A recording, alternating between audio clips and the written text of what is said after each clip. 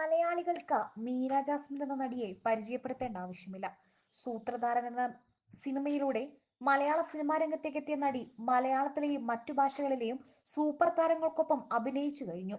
ഇടയ്ക്ക് വെച്ച് വിവാദങ്ങൾക്ക് നടുവിലായിരുന്നു മീര ജാസ്മിൻ.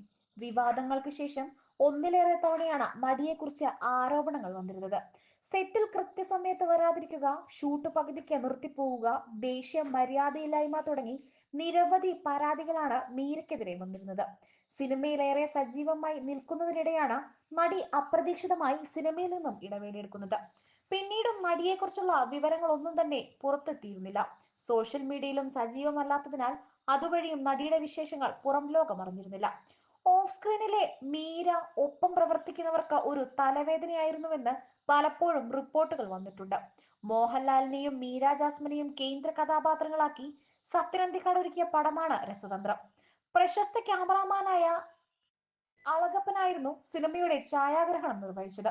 ഇപ്പോഴിതാ ഒരു അഭിമുഖത്തിൽ ഈ സിനിമയുടെ അനുഭവങ്ങളെ കുറിച്ച് സംസാരിക്കുകയാണ് അളഗപ്പൻ.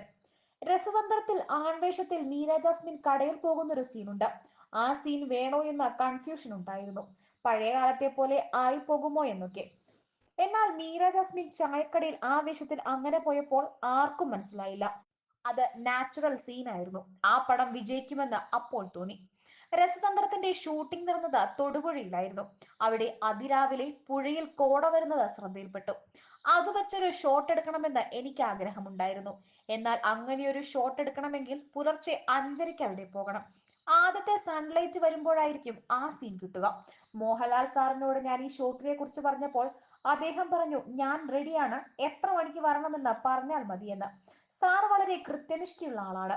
ഞാൻ സത്യേട്ടനോട് ഇത് പറഞ്ഞു. സമയം തെറ്റിയാൽ പിന്നെ ഷോട്ട് കിട്ടില്ലെന്നും പറഞ്ഞു. മീര ജാസ്മിനോട് എന്നോട് തന്നെ സംസാരിക്കാൻ അദ്ദേഹം പറഞ്ഞു. ഞാൻ മീരയോട് പറഞ്ഞു, പ്രധാനപ്പെട്ട ഒരു ഷോട്ടാണ് ഇതെന്ന്. മീര പറയുന്ന സമയത്തിൽ നിന്നും കുറച്ച് സ്കിപ്പാകുന്ന ആളാണെന്ന് എല്ലാവർക്കും അറിയാം. മൂഡനുസരിച്ചാണ് പുള്ളിക്കാരി പെരുമാറുക. ഒരുപാട് പടത്തിൽ അവർക്കൊപ്പം ഒരുമിച്ച് പ്രവർത്തിച്ച അനുഭവം ഉള്ളത് കൊണ്ട് ഞാൻ പറഞ്ഞു, മീര അതിരാവിലെ 5:45 വന്നാലാണ് ആ ഷോട്ട് എടുക്കാനാവുക. ഇല്ലെങ്കിൽ ആ ഷോട്ട് എടുക്കാനാവില്ല.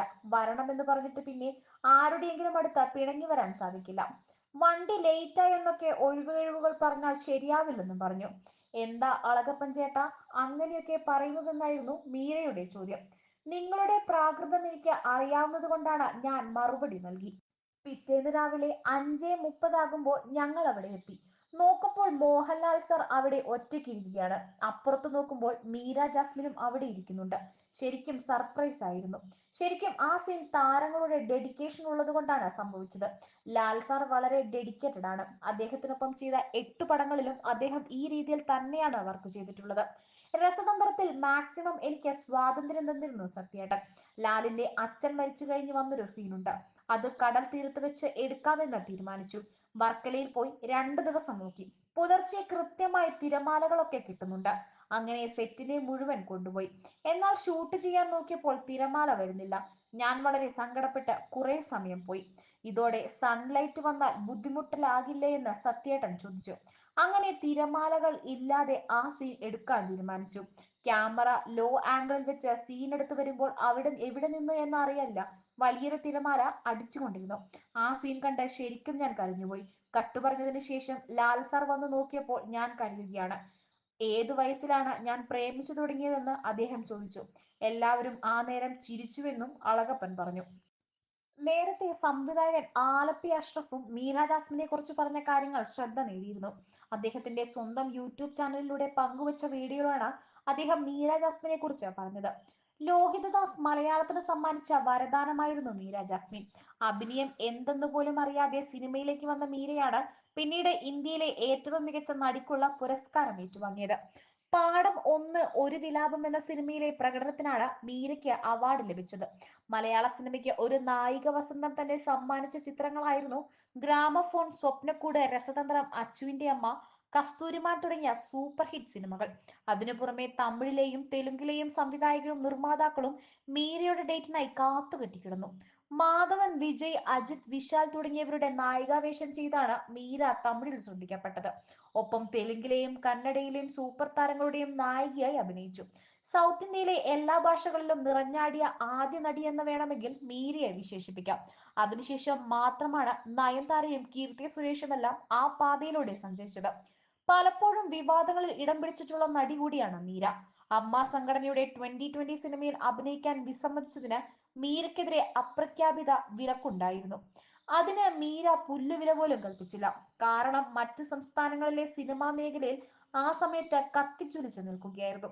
അതുപോലെ തളിപ്പറമ്പിൽ സിനിമാ ഷൂട്ടിങ്ങിന് വന്നപ്പോൾ അവിടുത്തെ രാജരാജേശ്വരി ക്ഷേത്രത്തിൽ മീര കയറി തൊഴുതതും വിവാദത്തിനും പ്രതിഷേധത്തിനും വഴിയൊരുക്കിയിരുന്നു.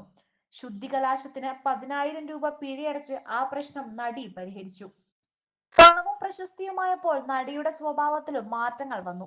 മീര ജാസ്മിന് മറ്റൊരു മുഖവും മോശപ്പെട്ട സ്വഭാവവും ഉണ്ടെന്ന് ആദ്യം പുറം ലോകത്തോട് പറഞ്ഞത് സംവിധായകൻ കമലാണ്. ഒരു മാസികയിലാണ് മീര കാരണം താൻ അനുഭവിച്ച ബുദ്ധിമുട്ടുകൾ കമൽ തുറന്നെഴുതിയത്. ഗ്രാമഫോൺ സിനിമയുടെ ഷൂട്ടിംഗ് സമയത്ത് സെറ്റിലെ ആളുകളോട് സീനിയർ ടെക്നീഷ്യന്മാരോടും പരൂഷമായി മീര പെരുമാറി. ഒരിക്കൽ സെറ്റിൽ വെച്ച് ദേഷ്യപ്പെട്ട കോസ്റ്റ്യൂം നടി കീറിക്കളഞ്ഞു. അവരുടെ ആക്ടിംഗ് ടാലന്റ് കൊണ്ട് മാത്രമാണ് അന്ന് ഞാൻ അവരെ സഹിച്ചതെന്നും കമൽ പറഞ്ഞു. ശേഷം മീരയെ കൊണ്ട് ഞാൻ ക്ഷമ പറയിപ്പിച്ചുവെന്നും എന്നാൽ അതിനുശേഷം മീര തന്നോട് ശത്രുവിനെ പോലെ പെരുമാറിയെന്നും കമൽ പറഞ്ഞിരുന്നു.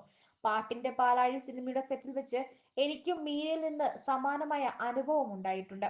ഞാനും ആ സിനിമയിൽ ഒരു വേഷം ചെയ്തിട്ടുണ്ട്. ഒരു ദിവസം യാതൊരു മുന്നറിയിപ്പില്ലാതെ മീര സെറ്റിൽ നിന്നും പോയി. അതോടെ ഷൂട്ടിംഗ് നിർത്തിവെക്കേണ്ടി വന്നു. അന്ന് എനിക്കും തോന്നി മീരയെക്കുറിച്ച് മറ്റുള്ളവർ പറയുന്ന ചില കാര്യങ്ങളിൽ സത്യമുണ്ട് എന്നും ആലപ്പി അഷ്റഫ് പറഞ്ഞു.